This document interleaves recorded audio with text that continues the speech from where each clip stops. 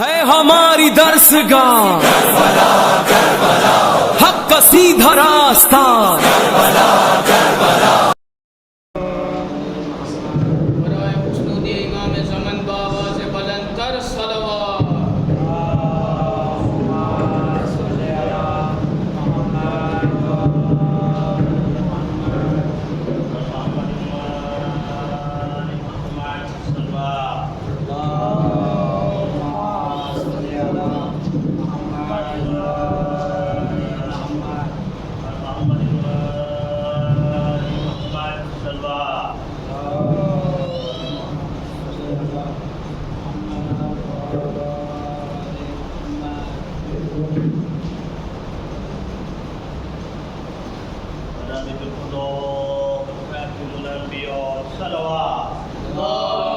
اللهم صل على محمد وآل محمد.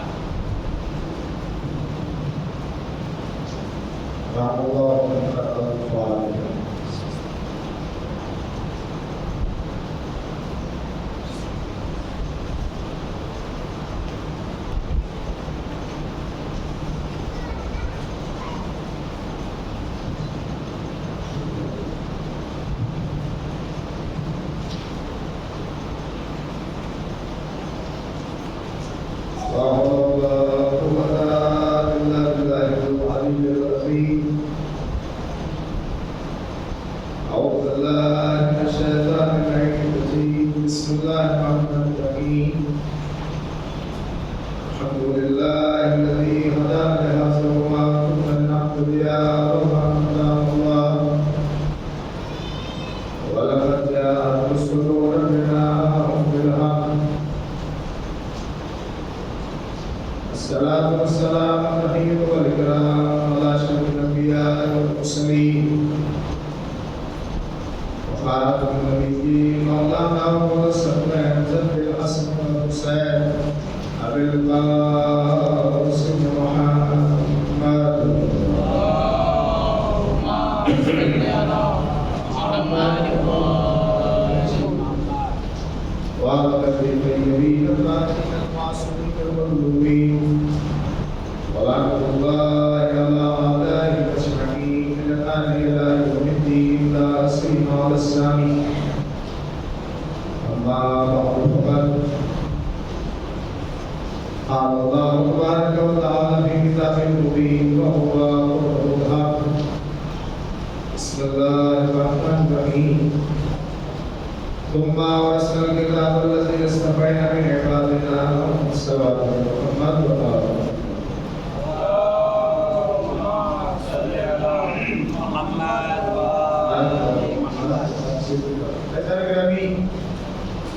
السلام علیکم خالق کائنات اپنی باپوں کا کتاب قرآن مجید میں سے آپ فرما ہے تم اورثنا الکتاب الذی اصطفینا من عبادنا.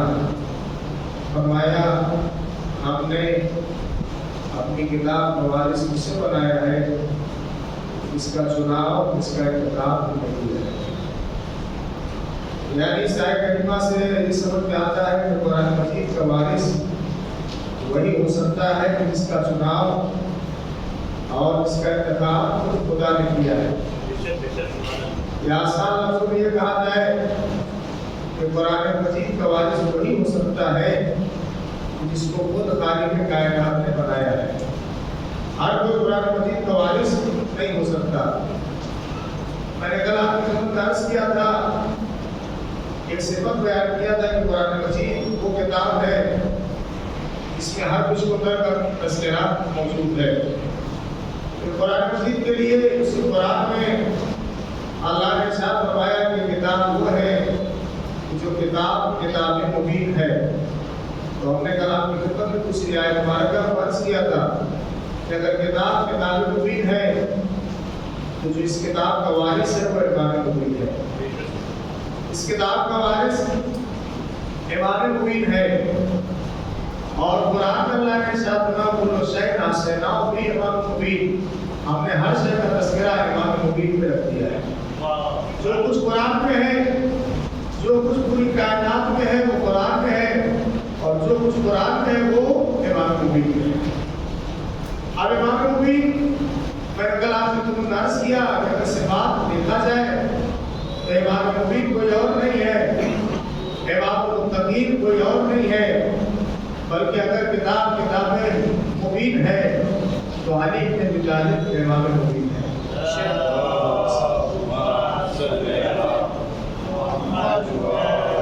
अगर किताब मुदल्लिल मुत्तकीन है तो अली इमाम मुत्तकीन है। यानी आप गौर करें, जो किताब खुदा का वारिस है यानी अली इब्न अबी तालिब अलैहिस्सलातु वस्सलाम, बाबा से बोलो सलाम सल्लल्लाहु अलैहि वसल्लम। सल्ले अला मुहम्मद व आले मुहम्मद। वो जो वारिस किताब है, वारिस कुरान मजीद है, वो मौलाए कायनात। एक जुमला बड़ा मशहूर है मौला ने फरमाया मन अरफा नफ्सा फक़द अरफा रब्बा। जिसने अपने आप को पहचान लिया उसने गोया खुदा को पहचान लिया। आप गौर करिएगा, मैं मिसाल दूंगा आप लिखूंगा। यानी इंसान जब तक अपनी हकीकत नहीं पहचानेगा, क्योंकि अल्लाह ने मखलूकात को पैदा किया, इस कायनात में अपनी निशानियां रखी और उन निशानियों के जरिए से मखलूकात के जरिए से अल्लाह को पहचानना है। डायरेक्ट को अल्लाह को समझ नहीं सकता, तो हम अल्लाह की मखलूक हैं। मौला ने बताया पहले तुम अपने आप को पहचानो कि तुम्हारी हकीकत क्या है, तुम क्या हो। जब तक तुम अपने आप को नहीं समझ पाओगे खुदा को समझ नहीं सकते। एक मैं मिसाल दूं, एक घोड़े पर सवार शख्स सफर कर रहा था, रास्ते में एक नहर आ गई, उस नहर में पानी है, तवज्जो करिएगा। अब वो घुड़सवार उस पार जाना चाहता है, घोड़े से उतरा, चाहता ये है कि घोड़े को पानी में उतार कर उसे खींच कर ले जाए। आगे से खींचा, घोड़ा नहीं गया पानी में, पीछे से बहुत धक्का दिया, ढकेला, फिर भी घोड़ा पानी में दाखिल नहीं हुआ। गौर करिएगा, ये इस बंदे की हरकत या उसका एक काम एक ज़ईफ शख्स देख रहा था जो भेड़ बकरियां चलाता था।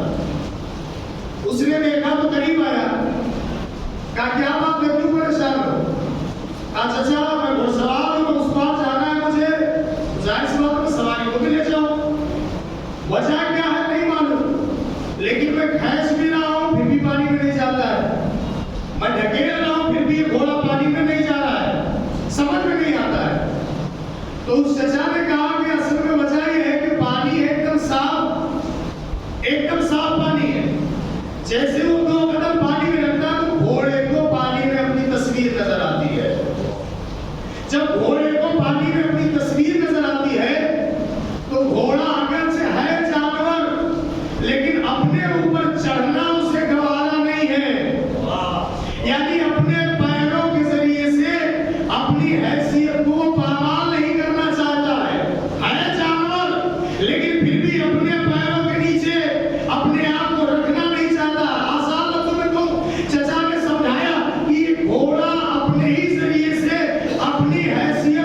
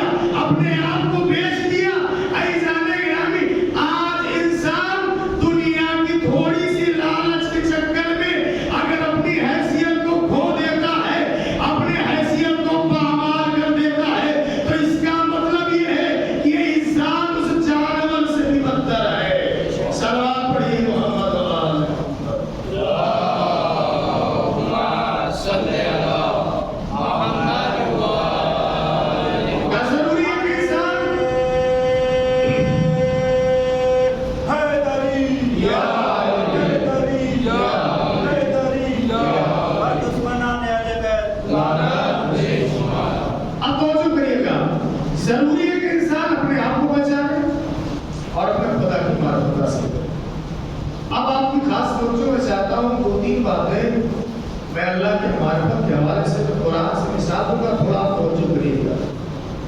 मार्फत क्या है? और याद रखिए जब इंसान को अल्लाह की मार्फत हो जाती है तब दुनिया उसके सामने हकीर हो जाती है। दुनिया की कोई वैल्यू उसके सामने नहीं होती जब इंसान अल्लाह को पहचान लेता है, अल्लाह की मार्फत उसके दिल में हो जाती है। तो जो करिएगा कुरान से मैं मिसाल दूं, जनाब मूसा व हारून फिरौन के दरबार में बार बार जाते थे हुक्म खुदा अल्लाह की वहदानियत की तबलीग के लिए। एक बार उसने सोचा और फिरौन ने अलग अलग मुल्क से बड़े बड़े जादूगरों को बुलाया। वाकया आपके ज़हनों में पुरानी वाकया है, मगर मार्फत किसे कहते हैं मैं आपकी खिदमत में अर्ज़ करूं। और जब मार्फत खुदा हो जाए तो बंदा किस मंजिल पर होता है? जब मार्फत खुदा हो जाए तो बंदा किस मंजिल पर होता है? उसके नजदीक ये दुनिया या दुनिया वालों की हकीकत क्या होती है जब कोई अल्लाह को पहचान लेता है। जनाब मूसा अलैहिस्सलाम और फिरौन के भाई जनाब मूसा के मुकाबले में जो बादशाह है फिरौन और जनाब मूसा के साथ है उनके भाई। अब तारीख है, उनका नाम तारीख में हारून लिखा है। ये दोनों आते हैं, बार बार तबलीग करते चले जाते हैं। अब उसने तय किया, बड़े बड़े जादूगरों को बुलवाया। किसने? फिरौन ने। तो जो करिएगा और कहा है कि जब दोनों आए हमारे दरबार में तो अपना अपना जादू पेश करना ऐसा कि वो जलील हो जाए, वली खुदा नबी खुदा रुसवा हो जाए। आप तवज्जो करिएगा। रवायत में कि जैसे जनाब मूसा पहुंचे फिरौन का इशारा हुआ, सारे जादूगरों ने अपनी रस्सियां छोड़ी, सब साथ बने, हवा में लहराने लगे। अब यहाँ कुरान की हिदायत है, अल्लाह इरशाद फरमा रहा है जनाब मूसा को खिताब करके, है मूसा हल्के माँ भी यमीन का। मूसा आप क्या देख रहे हैं? जो आपके हाथ में है आप डाल दीजिए। तो जो करिएगा अल्लाह ने कहा कि मूसा इधर उधर न देखिए, जो आपके हाथ में आप ही डालिए जमीन पर। मैं आपसे सवाल करूंगा, क्या अल्लाह को नहीं मालूम था कि मूसा के हाथ में क्या है? तो जो करिएगा अल्लाह को जानता था कि मूसा के हाथ में असा है, तो अल्लाह ने क्यों नहीं कहा मूसा असा छोड़ो, असा जमीन पर डालो? कारवाल के माफी भी ने कहा मूसा मूसा जो कुछ तुम्हारे हाथ में डाल दो। ये जुमला कहकर खुदा समझाना चाह रहा है कि ना असा की कोई अहमियत है, ना तीरों तलवार की कोई अहमियत है। अगर अहमियत है तो हुक्म खुदा की, अहमियत है तो हुक्म खुदा की। यानी इसका मतलब ये है कि अगर हुक्म खुदा पाने के बाद जनाब मूसा कुछ भी जमीन पर डाल दे तो उसमें वही ताकत पैदा हो जाएगी जो खुदा चाहता था। तवज्जो करिएगा, एक मार्फत की बात है, खुदा से मुंसलिक हो। तवज्जो करिएगा, इसका मतलब क्या है? अगर अल्लाह के हुक्म के मुताबिक जो चीज जनाब मूसा जमीन पर डाल दे उसमें वही ताकत पैदा हो जाती। आप कहते कैसे समझे हम कि वही ताकत पैदा हो जाती जो असा में होती है या तलवार में होती है? तो आइए कुरान से दूसरी मिसाल दे दूं कि अगर अल्लाह के हुक्म के मुताबिक हो तो ताकत पैदा हो जाएगी। आपको याद नहीं है कि अब्राहा अपने हाथी का लश्कर लेकर आया था? हाथियों का लश्कर लेकर आया तो क्या करने? खाने खाना को ढाने के लिए। तो अल्लाह के हुक्म से अगर छोटे छोटे अबाबील परिंदे चले, उनके मुंह में छोटा सा पत्थर, पंजों में छोटे छोटे पत्थर के टुकड़े, अगर ये पत्थर के टुकड़े हुक्म खुदा के मुताबिक अब्राहा के लश्कर पे गिराए गए तो सूरज भील में अल्लाह इरशाद फरमा फजअलहुम कास्फिन माकूल। तो अब्राहा का लश्कर जो हाथियों पर मुश्तमिल था वो चबाए हुए भूसे के मानिंद हो गया। आपने तवज्जो किया, हुक्म खुदा के मुताबिक चला तो छोटा सा पत्थर छोटे से परिंदों ने फेंका तो बड़ा सा अबाबील, बड़ा सा उसका अब्राहा का लश्कर भी चबाए हुए भूसों के मानिंद हो गया। अब मैं आपसे एक सवाल करूंगा, आप ये बताइए क्या पत्थर में इतनी ताकत थी या अबाबील परिंदों में इतनी ताकत थी? तो ऐसा नहीं कि अभी आप यही कहेंगे कि ना तो पत्थरों में ताकत थी ना अबाबील परिंदों में ताकत थी। तो इतने छोटे छोटे पत्थर के टुकड़े इतने बड़े हाथी को चबाए हुए भूसे के मानिंद कैसे कर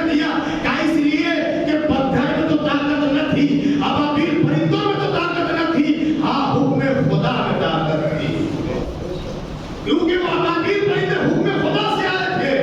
اب ایک جملہ میں یہاں پہ عرض کروں. روایت میں ہے کہ جیسے ہی اشارہ ہوا جناب موسیٰ نے عصا کو زمین پر ڈال دیا. کیا معرفت ہے توجہ کریے گا.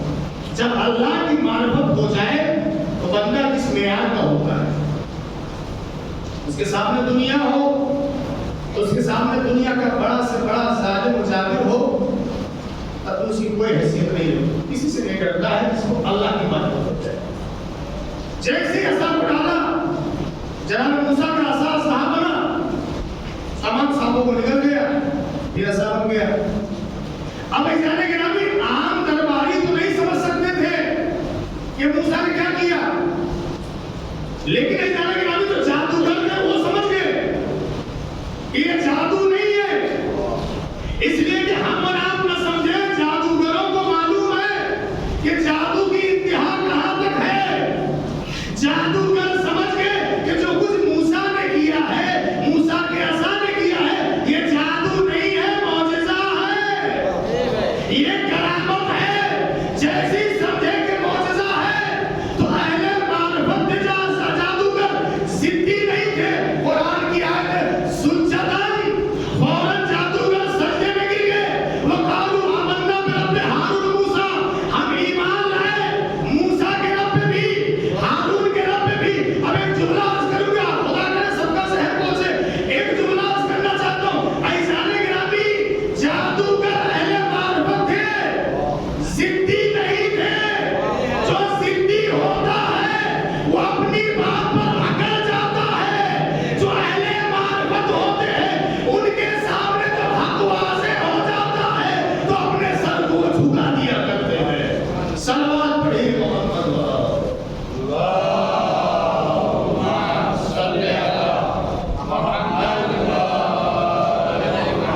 ایک نعرے حیدری.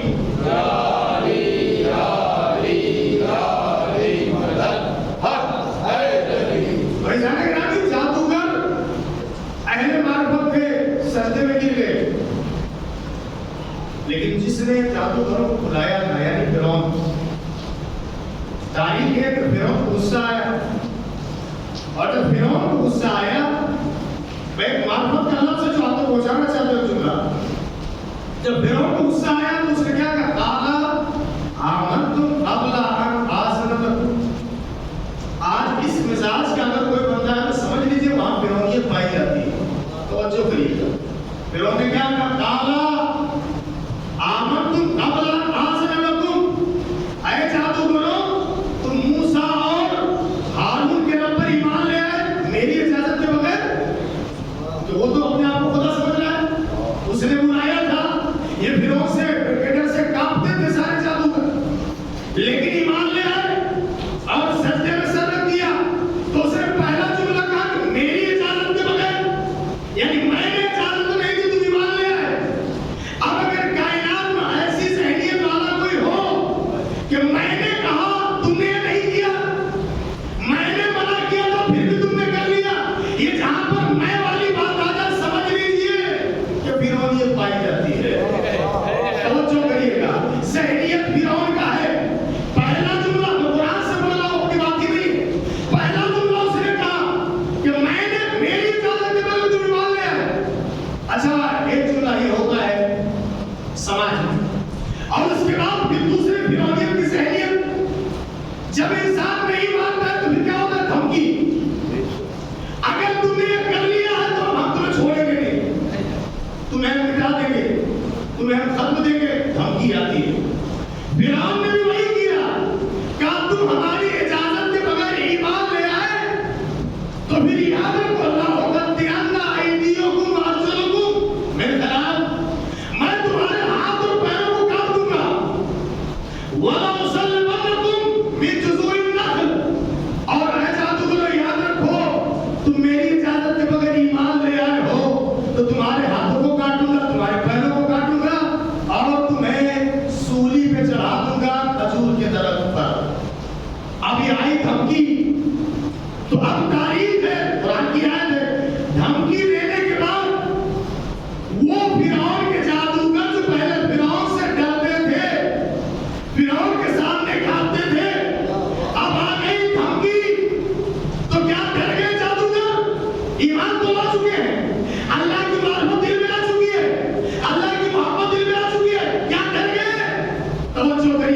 مولا کا ایک جملہ نقل مولا کائنات نے فرمایا کہ جو اپنے خدا کی معرفت رکھتا ہے اور اپنے خدا سے ڈرتا ہے پھر کائنات میں دنیا والے اس سے ڈرتے ہیں وہ کسی سے نہیں ڈرتا. جو خدا سے ڈرتا ہے پوری دنیا کی مخلوق اس سے ڈرتی ہے, وہ کسی سے نہیں ڈرتا. اب آئی دھمکی فرعون کی طرف سے, لیکن ہے یہ اہل معرفت اللہ کی محبت دل میں صاحب ایمان ہو چکے ہیں, ایمان لے آئے, سجدہ کر چکے, تو کیا دھمکی کا اثر ہوا؟ کہا دھمکی کا اثر نہیں ہوا. جو فرعون سے پہلے ڈرتے تھے اب منہ توڑ جواب دے رہے ہیں. کیا جواب دیا؟ فق سے مانتا خاص, اے فرعون جو تیرے من میں ہو تو کر لے. کیا جملہ ہے؟ معرفت جب خدا کی ہوئی تو جو جادوگر پہلے فرعون سے ڈرتے تھے اب فرعون کی طرف سے دھمکی آئی تو ڈرے نہیں. فق سے مانتا خاص, اے فرعون جو تجھ سے بڑھ پڑے تو کر لے, جو تیرے مرضی میں آئے کر لے. کیا مطلب ہے ذات گرامی؟ کیوں کہا ہاتھ کاٹنا چاہتا ہے کاٹ لے, پیر کاٹنا چاہتا ہے کاٹ لے, سر و میں جدائی کرنا چاہتا ہے جدائی کر لے, سولی پر چڑھانا چاہتا ہے چڑھا لے. کیوں یہ جملہ نکل رہا ہے؟ کیونکہ اہل معرفت ہو گئے ہیں. اب خدا کی معرفت ان کے دل میں آ گئی ہے, اب خدا پر ایمان لا چکے ہیں. اب سمجھے عزیزو, جب معرفت خدا ہو جاتی ہے تو بادشاہ دنیا سے بھی انسان ڈرتا نہیں ہے. اب اگر سمجھ گئے تو جملہ عرض کروں, آئیے کربلا کے میدان میں حسین کے اصحاب موجود ہیں, فقط 72 ہے, سامنے 9 لاکھ کا لشکر ہے, لیکن حالت یہ ہے کہ شہادت کی خبر مل گئی ہے. تو جو شہادت کی خبر سننے کے بعد کوئی ڈرا نہیں ہے, مسکرا رہے ہیں. روزے عاشورا آئی ہے تو ایک صحابی دوسرے سے آگے جانا چاہتا. کیوں؟ کہا معرفت ان کے دل میں ایسی ہے, 72 کے دل میں خدا کی معرفت اس عروج پر ہے, اس معراج پر ہے کہ سر و تن میں جدائی ہو رہی ہے, انہیں پتہ بھی نہیں چلتا ہے. صلوات پڑھیے محمد و آل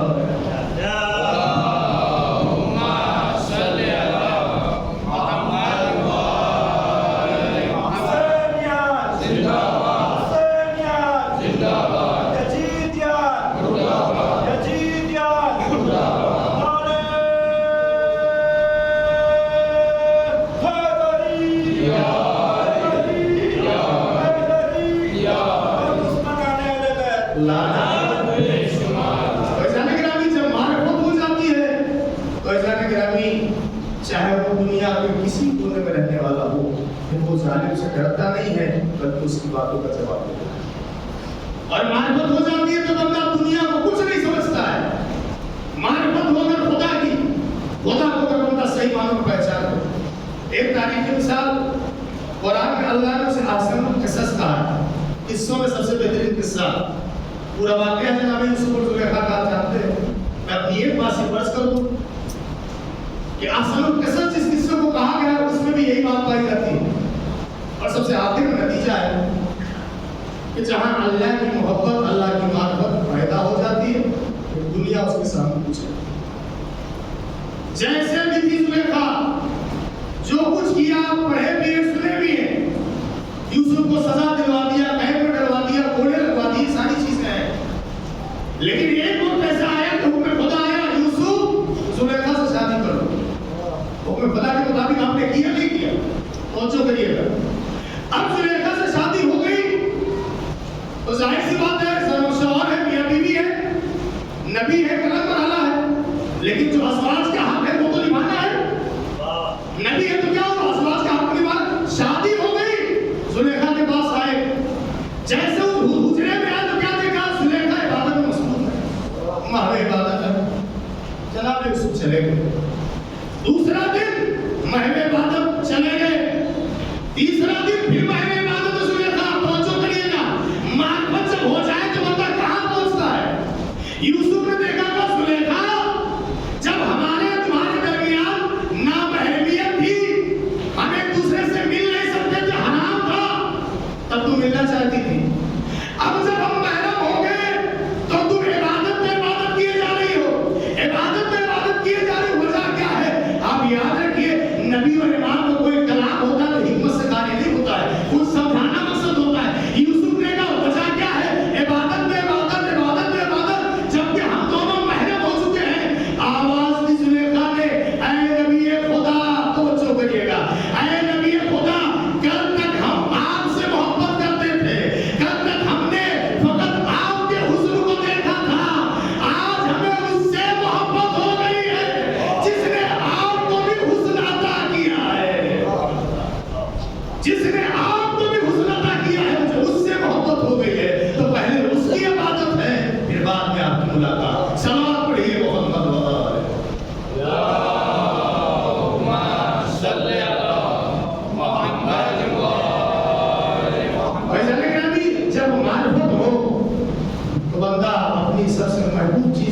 اللہ کے سامنے چھوڑ دیتا ہے.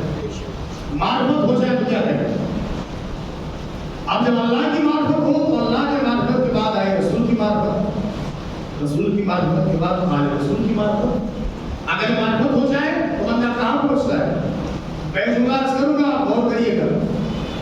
رسول اسلام مسجد میں ہے، صحابہ کرام کا مجمع ہے، رسول اسلام وعظ فرما رہے ہیں. توجہ کریے گا، معرفت نہ ہو تو بھی کیا ہوتا ہے؟ معرفت ہو جائے تو کیا مسئلہ؟ رسول اسلام وعظ فرما رہے تھے کہ مرتبہ ایک شخص آیا، انہوں نے رسالت کو سوالات کیے، رسول اسلام نے جواب دیا. جب وہ جانے لگا رسول اسلام کے پاس اٹھ کر کچھ دور پہنچا تھا تو رسول اسلام نے سارے صحابی کو متوجہ کیا کہ انظر الی اہل جنہ.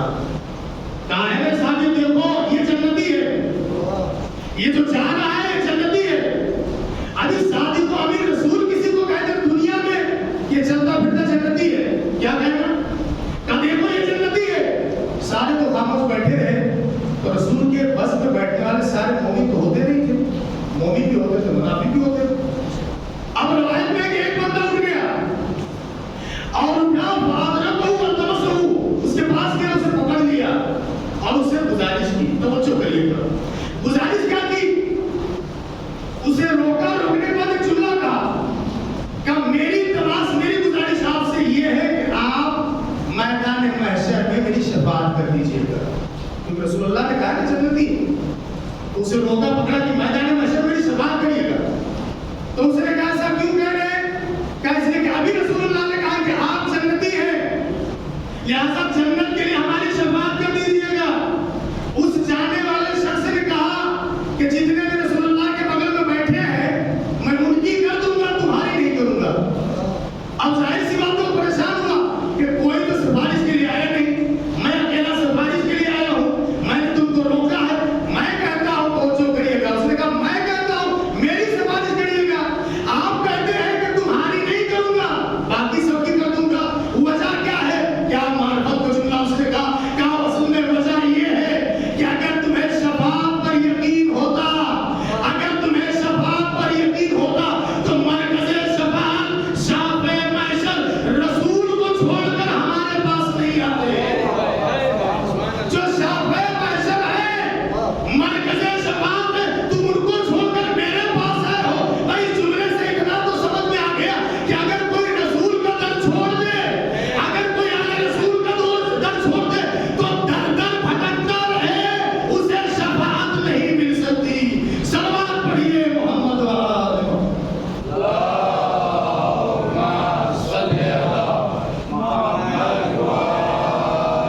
نعرہ حیدر. اور ایک جملہ میں آپ کی خدمت میں عرض کروں. پھر معرفت کی بات ہے تو رسول اور ہمارے رسول کی معرفت. وہ صحابی جو ایمان کے 10ویں درجے پر پائے، اس کا نام ہے جناب سلمان. سلمان فارسی، جسے رسول اللہ نے کہا سلمان منا اہل بیت، سلمان اہل بیت، ایمان کے 10ویں درجے پر پائے. سلمان در صحرا کے باہر کے غلام کہہ لیجیے، صحابی کہہ لیجیے، لیکن حصہ اس ذات کا نام ہے جو در صحرا کے اندر کی کنیز ہے.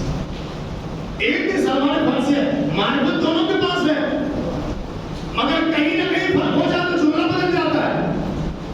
جناب سلمان فارسی ایک دن در صحرا پر آئے اور آنے کے بعد جیسے فضا کو دیکھا کہ فضا میرے سوال کا جواب دو. سلمان کیا کہنا چاہتے ہو؟ کہ میرا سوال یہ ہے کہ جنت میں پہلے تم جاؤ گی کہ میں؟ معرفت کی بات آنے رسول کی جس سے معرفت ہو جائے، کہا فضا یہ بتاؤ جنت میں پہلے تم جاؤ گی کہ میں؟ جناب فضا نے کہا اے سلمان، جنت میں جانے کی تمہیں تمنا ہوگی، میں تو رہتی ہی جنت میں ہوں. جنت میں جانے کی تمہیں تمنا ہوگی، میں تو رہتی ہی جنت میں. سلمان واضح کرنا چاہتے دنیا سمجھ لے کہ جنت کسے کہتے ہیں. سلمان نے کہا تم جنت میں کیسے رہتی ہو؟ کہا اے سلمان محمدی، کیا تم نہیں معلوم، تمہیں نہیں معلوم جہاں خاتون جنت رہتی ہو، جہاں جنت کے گھرانوں کے سردار رہتے ہو، جہاں جنت و جہنم کا تفصیل کرنے والا میرا مولا رہتا ہو، وہی جگہ ٹھکانا، وہی گھر تو جنت ہے. اس کے علاوہ جنت کا نام کیا ہے؟ اس کے علاوہ جنت کسے کہتے ہیں؟ تو ایک ہے اللہ کی معرفت، دوسرے رسول کی معرفت، تیسرے آل رسول کی معرفت. اور جب آل رسول کی معرفت ہو جائے پھر جانے کے نامی اس بندے کا مقام کیا ہوتا ہے. آپ زیارت عاشورہ پڑھتے ہیں، زیارت مراسا پڑھتے ہیں، فرشیازہ پر آتے ہیں. کیوں آتے ہیں؟ اس لیے آتے ہیں کہ آپ کو کسی نہ کسی سے محبت ہے. امام حسین سے محبت ہے، امام حسین کی معرفت ہے. پھر آپ یہاں پر سنبارش ہو رہی پھر بھی آپ آئے مثال کے طور پر. اور دوسرے جگہوں پر آپ جائیے تو وہ کوئی 10 کلومیٹر سے چلے جاتے ہیں مجلس میں. کیوں جاتے ہیں؟ جتنی زیادہ معرفت، جتنی زیادہ محبت رسول والے رسول سے، اتنا زیادہ اظہار محبت ہے. یہ فرش اعظم جب آپ آتے ہیں تو آپ یقین مانیے یہ آل رسول سے محبت کا اظہار ہے. یہ فرش اعظم تقدیر بدلنے کی جگہ ہے، کوئی چھوٹی موٹی جگہ نہیں. یہ مقدر کو جگانے کی جگہ ہے. جب انسان فرش اعظم پر آتا ہے تو امام حسین صلی اللہ علیہ وسلم سے دنیا میں کیا کیا نہیں ادا کرتے ہیں. پڑھنے کی بات تو بات ہے. آپ جانتے ہیں عالم گزرے آل رسول کی معرفت تو فرش اعظم کی معرفت پر بھی چھوٹی سی بات ہے. ایک سلام پہلے پڑھے محمد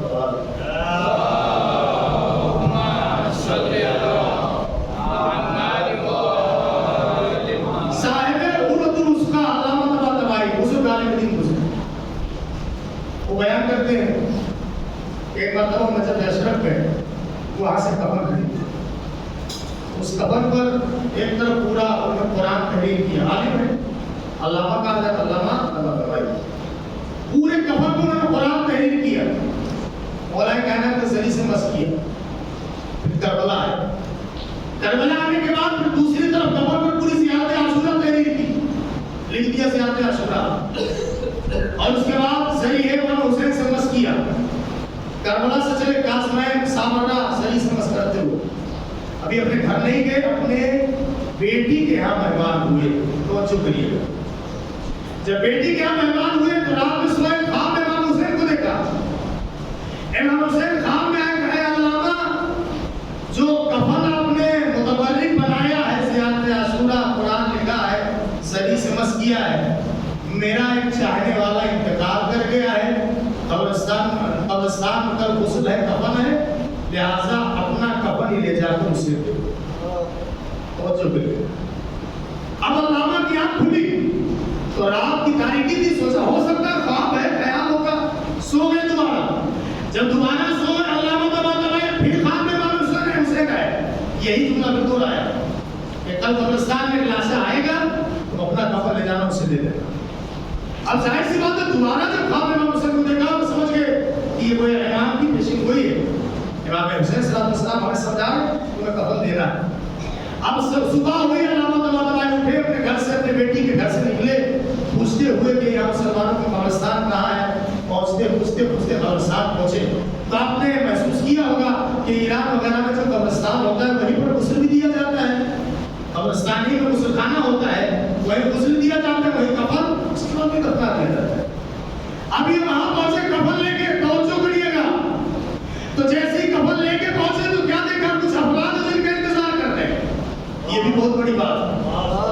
کچھ افراد ہیں جو ان کا انتظار کر رہے ہیں. کفن ہاتھ میں لیا. کفن لینے والوں نے پوچھا کہ تمہیں کس نے بھیجا ہے؟ علامہ طباطبائی نے کہا جس نے تمہیں انتظار کا حکم دیا ہے. جس نے تمہیں انتظار کا حکم دیا، کفن آئے گا، تم انتظار کرو، اسی نے ہمیں بھیجا ہے. کفن دے دیا گیا. کفن اس مرحوم کو مل گیا، دفنا دیا گیا. اس کا نام تھا کریم سیاح. اب دفنا دیا گیا، بات ختم ہو گئی. لیکن جس نے اتنی محنت سے قرآن لکھا ہو، جس نے اتنی محنت سے زیارت عاشورہ لکھا ہو اور اس کے بعد ذریعوں سے مس کیا ہو، اتنا کفن متبرک بنایا ہو اپنے لیے، اگر اس کا کفن کسی دوسرے کو دے نہیں دیا جائے، امام دلا دے. توجہ کریے گا. امام دلا دے تو اب وہ تو سوچے گا نا وجہ کیا ہے. ہم سے بہتر ہے اب تو امام نے دلایا. وجہ کیا ہے؟ توجہ کریے گا.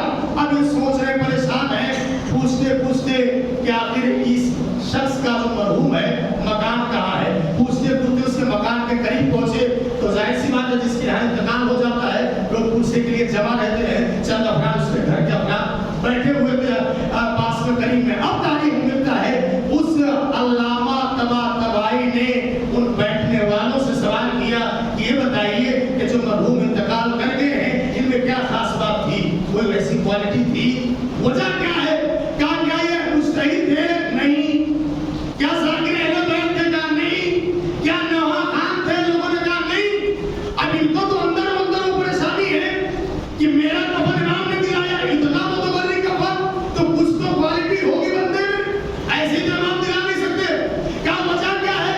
तो इन्होंने अपना पूरा ख्वाब बयान कर दिया, मुतबर्रिक कफन बयान किया। तब उन बैठने वालों में से एक बंदा बोला, तवज्जो करिएगा, क्या इस बंदे में सिर्फ एक क्वालिटी थी? ना ये मुस्तहिद, ना आलिम, ना जाकिर, ना नौहा खान। इस बंदे में, इस करीम सैयाह में एक क्वालिटी थी। इस पूरे शहर में जहां भी मजलिस इमाम हुसैन का ऐलान होता, जहां भी ऐलान होता कि फला इलाके में मजलिस इमाम हुसैन होने वाली है, ये बगैर किसी उज़्र के फर्श अज़ा पर पहुंच जाया करता था। अल्लामा तबाही फौरन खड़े हुए, कहा जो दुनिया में हुसैन की फर्श अज़ा पर अरे बगैर उज़्र के जाता है, हुसैन दुनिया में कम से कम इतना बड़ा हदिया देते हैं कि मुतबर्रिक कफन दे दिया करते हैं, और आखिरत में इतना बड़ा हदिया होगा कि इमाम हुसैन उस अज़ादार की शफाअत करेगा। अब बोल दिया जिंदाबाद जिंदाबाद जिंदाबाद मुर्दाबाद। नारे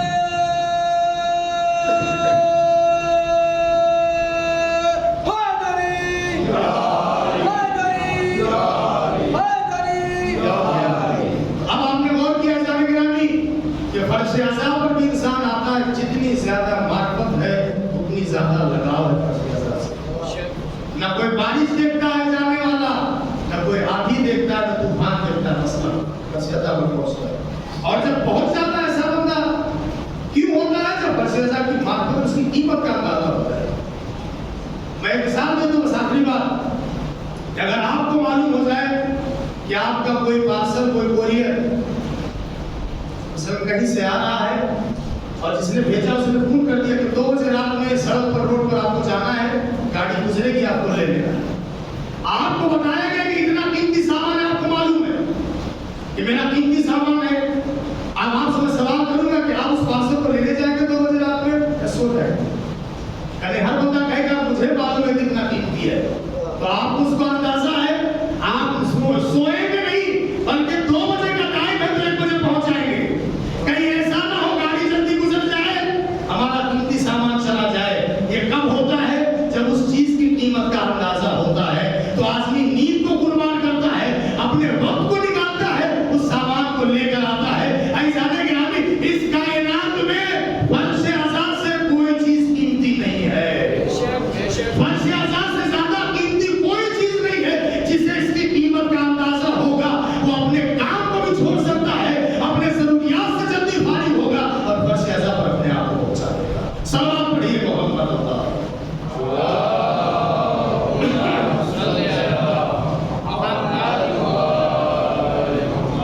ये जाने के नाम फर्श अज़ा है, और हमारी दिल ख्वाहिश है ज़ियारत आशूरा रोज पढ़ते हैं, सवाब से वाकिफ है।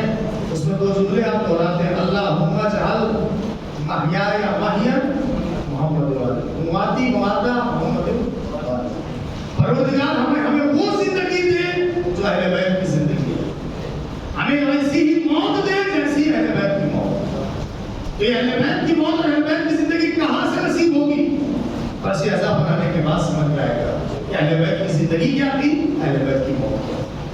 उसके बाद सजदे की दुआ जो हम पढ़ते हैं तो एक आरज़ू दिल में है हर मोमिन के, हर मोमिना के, अल्लाहुम्मा रज़ुक़नी या अल्लाहुम्मा रज़ुक़ना शफ़ाअतल हुसैन यौमुल वरूद। वरूद यहाँ पर कब्र मुराद है। कहाँ परवरदिगार हम जब कब्र में वारिद हो, क्यों कब्र कहा गया? इसलिए कि सबसे बड़ा मरहला मरने के बाद सबसे सख्त मरहला कब्र होता है, सबसे वहशतनाक में से कब्र। इसीलिए हम दुआ करते हैं सजदे में, और ये ज़ियारत आशूरा हमारे और आपकी ज़बान से निकली हुई ज़ियारत नहीं है, बल्कि हमारे उस्ताद हुसैन बिन हुसैनी आपने फरमाया कि जैसे अल्लाह का कलाम कुरान है, वैसे एक हदीस कुदसी है, और हदीस कुदसी ही जैसी ये ज़ियारत आशूरा है। यानी गोया हदीस कुदसी जैसे नाज़िल हुई है। तो अल्लाह के कलाम में से मासूम के ज़बान से हम तक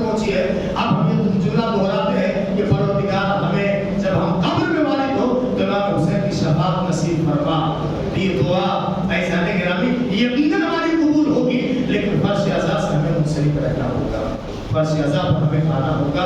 फर्श अज़ा की अहमियत को समझते हुए हमें इस जल से इस मजलिस तक पहुंचना होगा। और मैं इसलिए नहीं अर्ज कर रहा हूँ कि हम ही और आप आते हैं।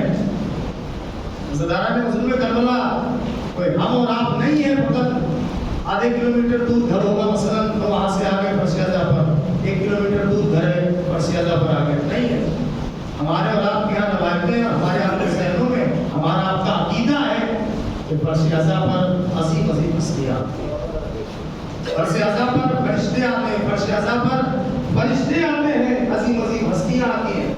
और इस फर्श अज़ा पर रवायतों में मिलता है कोई आए न आए, जन्नतुल बकी की हुई कब्र से चलकर हुसैन की दुखियारी बात से लगा आती है। ज़दारा ने मज़लूम करबला रवायत में ये भी मिलता है कि इस फर्श अज़ा पर चलकर शाम के कैद खाने से चलकर एक 4 साला हुसैन की दुखियारी बेटी आती है।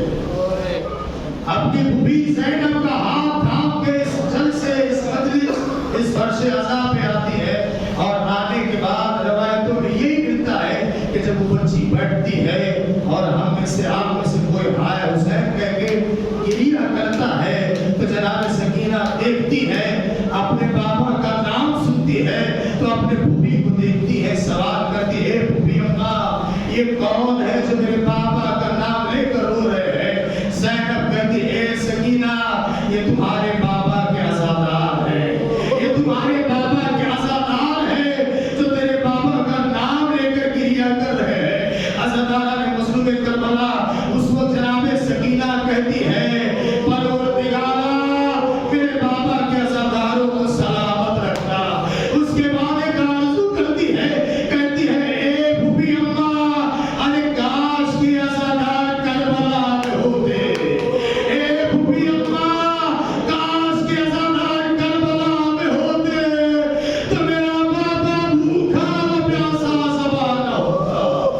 अज़ादारा ने मज़लूम करबला आज 3 मुहर्रम की शब है, रवायतों में मिलता है कि खैमे फरात के किनारे लगाए गए थे, लेकिन 3 मुहर्रम की जब तारीख आई है, उम्र सात का लश्कर पे लश्कर आ रहा है, कुछ लश्करी फरात के करीब आए और आने के बाद कहा, चूंकि रवायतों में मिलता है कि खैमों की पहरादारी की जिम्मेदारी किसी और के हाथ में नहीं है, बल्कि कमरे बनी हाशिम मौला अब्बास के हाथों में है। अब्बास पहरेदारी में मसरूफ थे कि इतने में उम्र सात के लश्करियों में से कुछ अफराद करीब आए, आने के बाद कहते हैं कि खैमों को फरात के किनारे से हटाया जाए, क्योंकि मेरे अमीर का हुक्म है। जैसे ही मौला अब्बास ने जुमला सुना तो कहा, जाके अपने अमीर से कह दो कि हुसैन के गुलाम का हुक्म है कि फरात के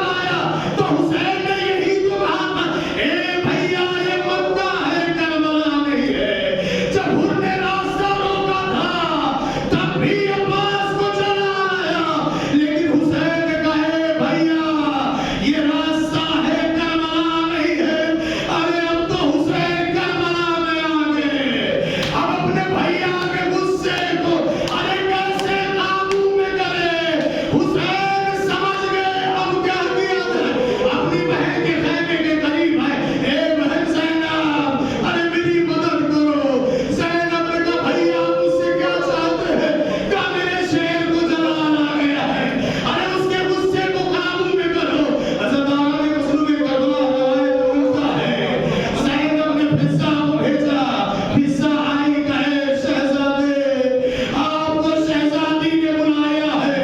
अरे तलवार को नियाम में रख दिया, भागे हुए तेरे खैमा पर आए, सर को झुकाए खड़े हैं। ए शहजादी, अरे कोई हुक्म हो तो बयान करिए। काहे मेरे भैया आप बैठ जाइए। काहे शहजादी, अरे मेरी माँ ने ये नहीं सिखाया कि शहजादी खड़ी रहे मैं बैठ जाओ। गाने का हुक्म देती हूँ बैठ जाओ। बड़ी बहन का हुक्म आया, अब्बास को सानू बैठे। अरे ज़ैनब ने अब्बास को पाला है। एक मतला ज़ैनब ने अब्बास के सर में अपने हाथों को डाला, बालों में उंगलियों को भिगोया, अपने भैया को प्यार की नजरों से देखा। ए भैया अब्बास, मैंने सुना है तुम्हें जलाना गया है। काहे शहजादी, अरे फौजी अश्किया खैमों को हटाने की बात करते हैं। काहे शहजादे, ए मेरे भैया अब्बास, मैं ये चाहती हूँ कि खैमों को हटा दो। अज़ादारों बस ये सुनना था। अब्बास अपनी जगह से उठे। अरे हुसैन ये मंजर देख रहे थे। हुसैन समझ गए कि अब्बास का गुस्सा कुछ हद तक काबू में आया, लेकिन भाई है, भाई की मोहब्बत अजीब होती है, वो भी जिसके अब्बास जैसा भाई हो। अरे हुसैन भागे हुए आए, अब्बास के गले में बाहें डाली। ए मेरे भैया अब्बास, अरे चलो मैदाने करबला में मेरे साथ। एक मकाम पर लेकर आए। कहे अब्बास जानते हो कौन सा मकाम है? कहा मौला आप बताएं कौन सा मकाम है? कहा ये वो मकाम है जिसमें अली अकबर सीने पे बरछी खा के गिरेंगे। अली अकबर एड़ियार बन होंगे। कहे अब्बास चलो दूसरे मकाम पर चलते हैं। एक मकाम पर लेकर आए। कहे अब्बास जानते हो कौन सा मकाम है? कहा मौला कौन सा मकाम है? कहा ये वो मकाम है कि जिसमें मेरे भाई हसन की शबीर, अरे कासिम का लाशा पामाल हो जाएगा। लाश के टुकड़े जमीन पर बिखरे होंगे। मैं अब्बा के दामन में जमा करूंगा। अज़ादारों ने मज़लूमे करबला। उसके बाद हुसैन अब्बास को एक नशेब में लेकर आए।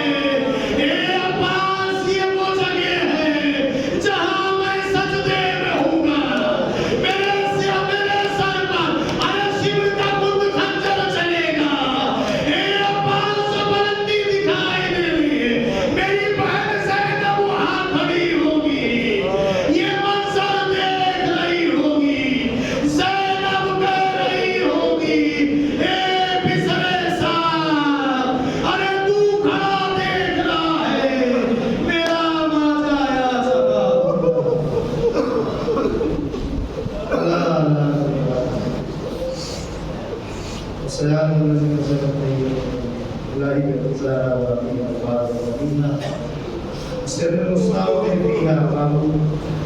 जिस पर शहज़ाद का वास्ता जो भी हाजिर है पर शहज़ाद है पूरी फरमा। मामूद जिस पर शहज़ाद का वास्ता जो भी मुमनात में औलाद है औलाद साले अल्लाह फरमा। जो भी बीमार होने से पाया जो का हिदायत फरमा। मामूद के वास्ता मोहम्मद व मोहम्मद को जहाँ भी मोमिनीन हैं, मुमनात हैं, यानी अली हैं, पर शहज़ाद छाने वाले मुतीन हैं, परवरदिगारा उनके जान व माल इज्जत और उनकी हिफाजत फरमा। उन्हें हर आफत में हर से समावेश फरमा। मामूद के बारगाह में दुआ है उन्हें मुक़द्दम हुसैन इमाम असर के ज़हूर की ताज़ील फरमा। हम सब को खातिमा और में शुमार फरमा। रब्बना तक़ब्बल मिन्ना इन्नका अंतस समीउल अलीम।